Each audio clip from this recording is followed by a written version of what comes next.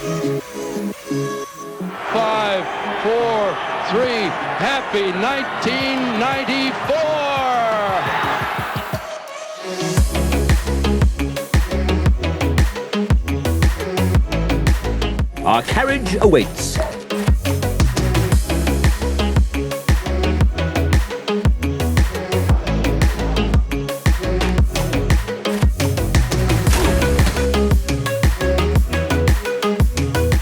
What were you doing in 1994?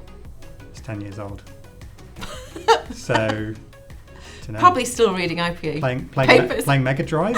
I can't remember what generational console it would have been on those days. Not reading IPA papers.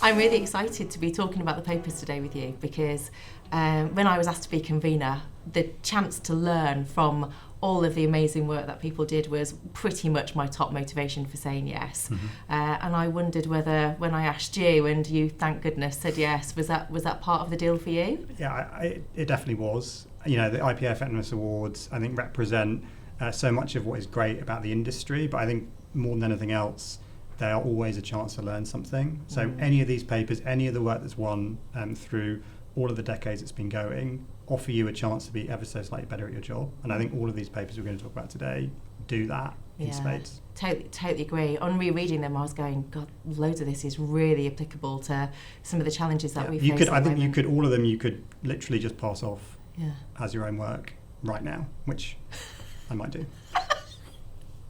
There's 3 themes that we'll get into and talk about, and then the papers are indicative of them. So I think first we're going to talk about learning across all sectors, and that's quite a big theme because it embraces the idea that, you know, whether you're working in private sector, in FMCG, in government comms, or retail, there still is a role for you to be able to write a paper which focuses on what you learn.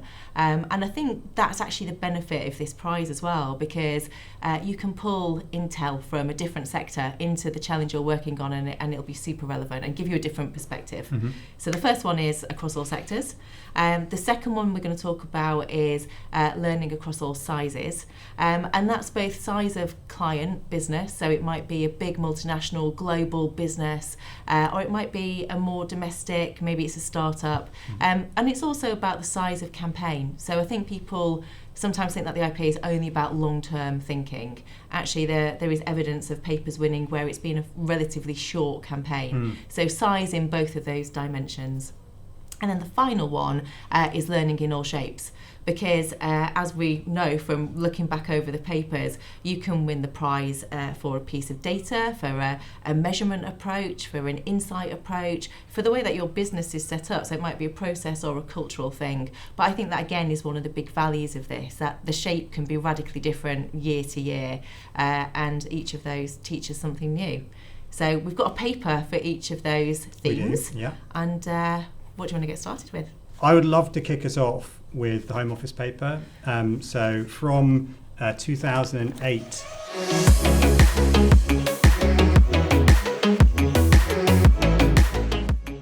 Babe, did you unlock the back door? Yeah, I sworn you didn't. yeah, I unlocked it. And opened the windows. Did you put a bank statement on the kitchen table? Yeah, I think I did. No, I'm sure I did. I'm not sure I put the laptop in full view of the window. While you're there, can you check I left the car keys by the front door? It's a big behaviour change Yeah. paper without ever using the words Yes. behaviour change. Yeah. And they introduce all of the stuff that the government behavioural insights team would be talking about 10 years afterwards, their EAST framework, making change easy and attractive and social and timely. That is just what they did in 2003-04 onwards. Yeah. And it worked. Yeah, I think that one of the things that struck me, I noticed that as well, and I was like, oh, it's a proper behaviour change paper. The other bit is that they say, like, up front, the measurement was hard. There was lots and lots of variables, but they still managed to do it. They gathered the data, they created a collage, they eradicated the outliers. And I think for me now, what I take from that paper is no matter the challenge and the complexity, different markets, different dynamics, you can find a way. And I think that that's what the paper gives us today. Yeah, for sure. It is an amazing piece of work, and I think the lessons within it could and should still be informing some of the stuff that we're doing today. Thought the Home Office example was really powerful in finding a creative idea that was able to speak to multiple audiences and carry multiple messages. And we faced a similar challenge for Howden Insurance. We were speaking to a consumer audience on one end of the spectrum, but then a corporate audience on the other, and both having very different interactions with the type of insurance that they need. So in that sense, being able to find a platform that could accommodate for all of that would have been really helpful, referencing the Home Office example. It goes well. You'll love it. The alloy's worth a few quid. Normally, there's a bit of spare change in here. Coat on the back seat, and as always, the stereo's in here. So what do you think, lads? Fancy it? Don't advertise your car to thieves.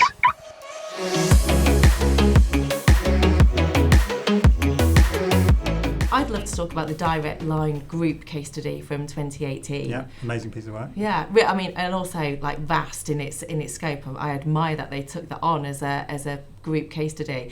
And the reason that it comes to mind for me is that I get asked all the time by clients, but also by my team, about portfolio strategy. And if there's one thing to start with, it is that paper, because they've got 3 brands, radically different investment, different creative vehicles, appealing to different audiences actually.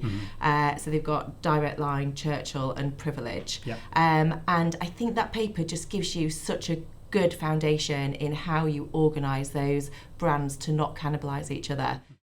So let's set the scene. Now you're talking my language. I'm actually a writer. Oh, really? Unpublished, but my husband says I'm a genius. So, there's a leaky water pipe in your kitchen. Already very dramatic. Right, and the repairmen have to rip up the floors to find the leak. Great. Jeopardy. Love it. Watch out. Yes. Now, some insurers won't pay for repairing that damage. Good twist. Whereas, with our buildings cover, we would. And then, when the damage is repaired and they think they're safe, shock attack. In a generally low interest type of category, it demonstrates really clearly the value of having a strong brand and investing in it, and the ability of that to ultimately, multiply your commercial returns. Yeah. So it is a really powerful piece of work, and one that still, I think, sort of reverberates around the industry. No, yeah, and I just think the more time goes on, the more lots of brands, whether they're in insurance or, I don't know, beer, face very similar challenges. We're all in a price comparison website world right now, because ultimately you sell your products via somebody else's platform. And I think having that understanding of what the brand contributes when you get to that point of purchase is vital. And I think that probably is the best example of it in the data bank. Really terrific piece of work. Oh, yes. Thanks, Churchy. Now follow that hottie. Churchill. Depend on the dog. I think I found the Direct Line group case study the most interesting because it showed the principles that we battle with in advertising quite often, which is long-term versus short-term effectiveness. The insurance category is very competitive, and I think a lot of other categories share that same pressure. So understanding how Direct Line communicated to the clients and across their case that it's important to prioritise longer thinking rather than shorter is really helpful for me to take that thinking into other clients as well. These days, you don't have to be posh to join a posh golf club. Morning. Hi. And you don't have to be posh to be privileged. All you need is 4 years no claims on your car insurance. Sorry, Righty. Fantastic course. You should have seen me on the 8th. That's what Privilege likes. Good drivers. If you've got 4 years no claims, call Privilege now or buy online at privilege.com.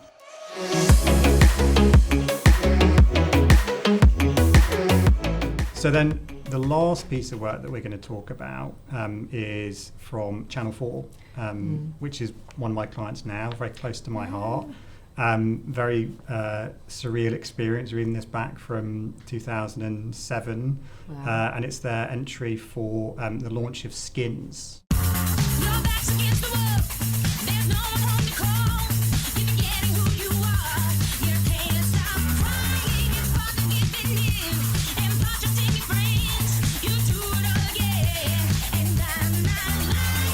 What I love about it is that They were stretching their use of those channels to think about how they could use them not just as broadcast spaces, but to create more emotional proximity, like closeness with the characters.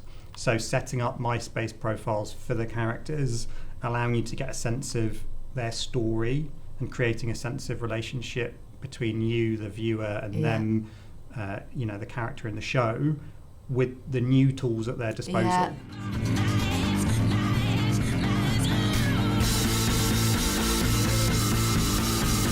And a great paper for short-term impact and long-term brand gain. You know, they had these dual metric, building their audiences, but also really it was a job to give E4 a bit of meaning and resonance again. So that's the brand building job. So I think it does do that sort of short and long. And I think challenge. also you can see the long-term success in how well it set up some of the careers of those actors. Yeah. So, you know, Nicholas Hoult, amongst others, like these are now like globally famous stars that were given a platform to thrive by this campaign first. We'd be claiming that as effect, wouldn't we? We should. Like manifold effects. If you're an aspiring fashion designer, filmmaker, musician or graphic designer, come and get involved with brand new E4 show Skins. Go to e4.com/skins for a chance to redesign the Skins logo. I really wish that I'd written the E4 case study about Skins, because I think when you look back at it now and appreciating the context and the time that it was written in, it kind of seems like a blueprint for how we can approach creative in a non-traditional way that feels a bit more native to the social media platform. When you look at the way that they'd considered the results and the data they had at their disposal in order to make the case, even without econometrics, it was really, really helpful to see it lifted my head beyond that data set and allowed me to look at the problems I had in a more holistic way, I guess. Yes! I can feel it. Because it's a category that I've never worked in, I've never had to promote a TV show, and it's obviously growing. But it struck me that the value of hearing from people that I might never come into contact with in my day-to-day working world. You know, I don't work with any of the TV channels. I feel like their strategists have got maybe a different point of view and a different skill set. And I definitely felt like I was reading something which was from somebody who was not just the same strategy type as me. And it did make me think that we've got a great agenda in terms of driving new voices into the IPA competition, and the value that they'll bring, you know, from a different perspective, different life experience, different type of doing marketing actually. I thought that was quite exciting, and it reminded me how great it's going to be to see what comes out of future awards actually in that same space. I suppose as the world is constantly evolving and changing, it's just important that we hear from people from each generation that understand that world in a slightly different way to older people, for example, or people from different backgrounds. So I think it's important that we're hearing those kind of voices and perspectives and helping us evolve our thinking. We've got ourselves into some bad habits around working where suddenly, like, you know, if people's diaries don't have a meeting in, we have less respect for their time. And of course, you know, that time outside of meetings is time that people need to protect to dive into these papers, to spend time on these problems with consumers, you know, with the people that they want to influence. And I think it's our job, and it's the industry's job collectively to protect that time, because without it, this work isn't possible. When I was taking my first stab at writing a paper, it was so hard to just find the space to be alone and to get my thoughts down on paper. So I ended up working to a ridiculous time on a Friday night, so that way no one was messaging me or teamsing me and disturbing that thought process. I think leadership really need to be asking the questions of the people doing the work, what it's grounded in, have they drawn on the effectiveness literature that we've got, and really, demand more of everyone in agencies to be grounding their work in the latest and best thinking that we have. It will lead to better work and then better case studies and awards as a result. When you look across the papers we've talked about and actually all of the Channon Prize winners over the years, I think one of the things that stands out for me is that there is evidence of different people discussing what they've learned from the case. And you can see that, especially in the ones that really eloquently list out what they've learned, it feels like people have discussed it and debated it a bit like we're doing today, and you bring your own perspective on why there's learning in there to be had. I hope we see more of that actually, going forward, because I think the more people you get around a case study or a story, the richer the detail about what we can learn from it becomes.